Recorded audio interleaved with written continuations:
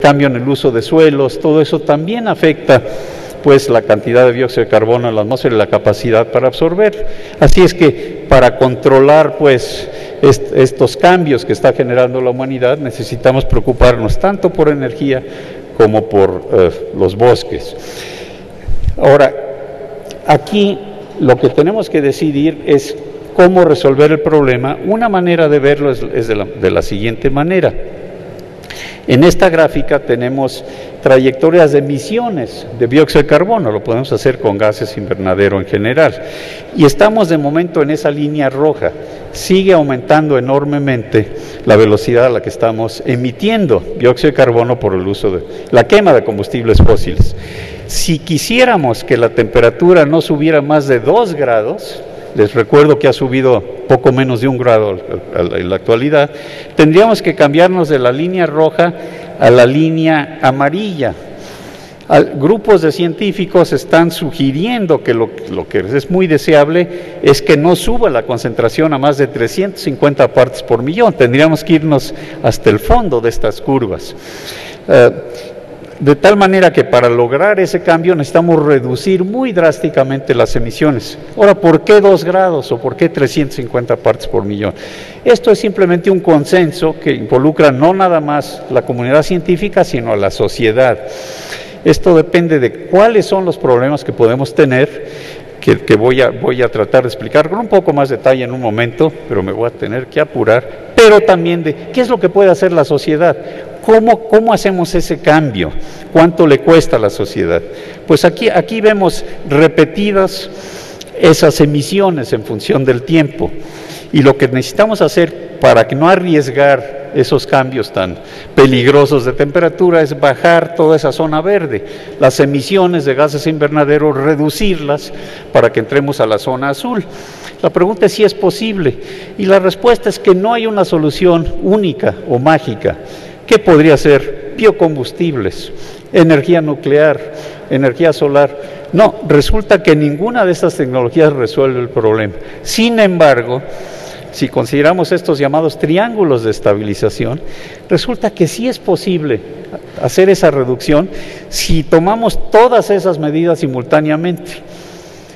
Y las primeras y más importantes, quizá las más sencillas y que son económicamente viables, son aquellas que implican usar energía más eficientemente. Podemos mejorar de manera muy importante con la eficiencia con la que la sociedad usa energía, distintos sectores, transporte, habitacional, en la industria, etcétera, etcétera. O sea que la respuesta importante aquí es que con tecnologías actuales sí podemos resolver el problema, aunque a largo plazo es muy importante desarrollar nuevas tecnologías. Y como ven aquí, ¿cuáles son esos triángulos de estabilización? Les decía yo, eficiencia energética, pero para mencionar algunas otras, nuclear ya la mencioné, eólica, solar, biocombustibles, y hay una manera que es posible continuar usando combustibles fósiles sin dañar a la atmósfera, y eso es capturando y almacenando el dióxido de carbono. Las plantas, por ejemplo, termoeléctricas que usan carbón, que hay muchas en Estados Unidos y en China, en lugar de tirar el dióxido de carbono, es posible capturarlo y meterlo, por ejemplo, en domos salinos, que no salga a la atmósfera. Esa tecnología, en principio, ya se está estudiando, se está aplicando, pero todavía no a una escala industrial. Es muy importante continuar desarrollándola. Pero, en fin, regreso a esta gráfica en un momento, pero voy a mencionar antes lo siguiente. ¿Cuál es el costo de tomar todas estas medidas? ¿Es algo que se puede dar el lujo la sociedad? Bueno, en realidad no se puede dar el lujo de no tomar estas medidas. En primer lugar, porque el costo resulta pues relativamente poco, es del orden del 1% del Producto Interno Bruto global. Sorprendente, en cambio el costo de no tomar medidas es mucho mayor. ¿Y cuáles son las consecuencias? Les mencioné ya huracanes, etcétera, etcétera. Quiero mencionar que algunas consecuencias son positivas, que haya pues las estaciones en algunos países nórdicos para la agricultura se pueden prolongar, pero en general todos los efectos son dañinos. Y además lo que nos preocupa, que voy a hablar un segundo de eso, es que hay ciertos cierta probabilidad de que ocurran cambios abruptos, de que cambie la manera de que cómo funciona el clima de nuestro planeta, con consecuencias potencialmente desastrosas, pues por lo menos para distintos sectores de la sociedad. Ahora, como les decía yo, que el clima del planeta es complicado, no tenemos la certeza de que esto sea lo que vaya a suceder, pero aquí lo que les estoy enseñando es una manera de presentar esto, tomada de mis colegas del Instituto Tecnológico de Massachusetts. Yo sigo trabajando con ellos, tuve muchos años en ese instituto, y lo que estamos haciendo es como si fuera un juego de ruleta. Entonces, tenemos dos ruletas, la ruleta actual, que todavía no se toman medidas importantes, y en esa ruleta vemos que pues, lo más probable es que la temperatura suba más de 2 o 3 grados, que es lo que sería atinado tener. Es mucho más probable que suba 3 o 4 o 5, pero inclusive es posible que suba hasta más de 9 grados.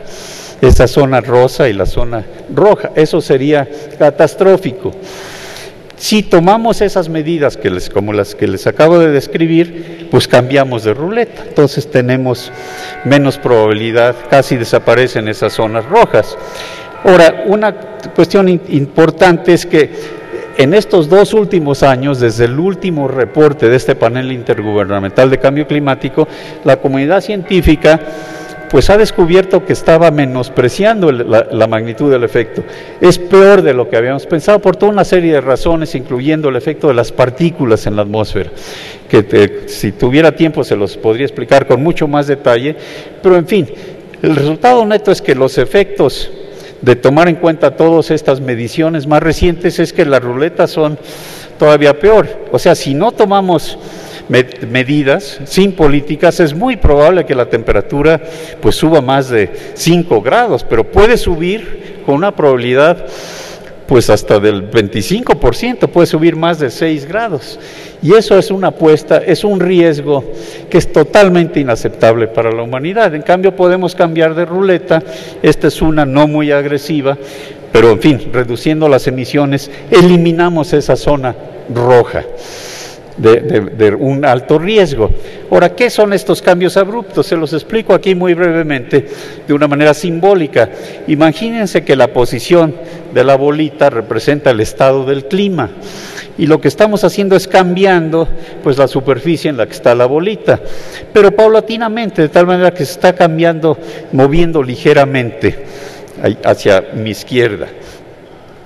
Pero en un momento dado, cambia de tal manera la topología de esa superficie, la forma, que la bola se mueve y se pone en otra posición. Eso es lo que llamamos cambios abruptos. Podría ser que el clima cambiara muy radicalmente en muchas zonas del planeta. Y esto es lo que nos preocupa. Y hay una serie de ejemplos. Aquí vemos una curva de distribución de cómo podría cambiar esa temperatura promedio, porque no sabemos, para un escenario en el que no tomamos medidas significativas para reducir emisiones. Y lo que vemos es que hay toda una serie de probabilidades, que en fin se las enseño aquí muy brevemente, de estos cambios abruptos. Podría haber sorpresas, pero los que conocemos es que se derrita Groenlandia o el Ártico, eso ya está sucediendo, pero que cambie la circulación de los océanos, que se acaben los monzones en Asia, que sería trágico, porque pues de eso depende la alimentación de millones, literalmente miles de millones de personas. Puede cambiar el Amazonas, podría degradarse, etcétera, ¿no? Son cosas que podrían pasar en cierta escala de tiempo. Entonces aquí la situación es la siguiente.